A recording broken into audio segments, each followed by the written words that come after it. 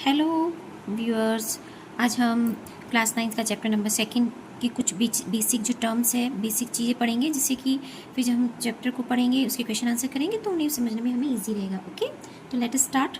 सबसे पहले इसमें एक वर्ड आता है बहुपद, पॉलिनोमियल। बहुपद, बहुपद में जैसे दो वर्ड से मिलकर बना है बहु और पद। बहु का मतलब बहुत, बहुत सारे पद, बहुपद बहुत सारे पद। पॉलिनोमियल्स, पॉली माने बहुत सारे, पॉलिनोमियल्स यानी बहुत सारे जिसमें पद होते हैं, बहुत सारी टर्म्स होती हैं, वो बहुपद कहलाता है। ठीक है, जैसे कि 2x है, ये एक टर्म है, या खाली 2 है, ये भी एक टर्म है, खाली x है, ये s, ऐसे बहुत सारे पद होते हैं, वो पॉलिनोमियल कहलाता है, बहुपद कहलाता है। ओके, एक चर वाले जो बहुपद होते हैं उन्हें क्या बोलते हैं? One variable. एक तो होता है बहुत सारे पद होते हैं तो बहुपद होता है, जिसमें एक चर होता है, वो एक चर वाला बहुपद कहलाता है। जैसे 2x plus 3x plus x, तो इसमें बहुत सारे पद हैं इसलिए बहुपद है, लेकिन सब में जो वेरिएबल है, चर है, वो क्या है? x ही है, तो एक ही चर है, तो ये एक चर वाला बहुपद कहलाता है। ओके, 0 को शून्य बहुपद।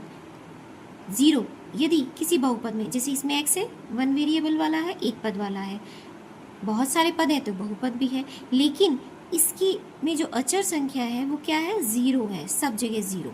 तो ये जो बहुपद है जिसमें सारे जो टर्म्स होती है, पद होते हैं, जिस उनमें अचर संख्या जो होती है वो 0 होता है, वो शून्य पद कहलाता है। क्यों? क्योंकि इसके अंदर इसको इससे अगर मल्टीप्लाई करेंगे तो क्या आएगा?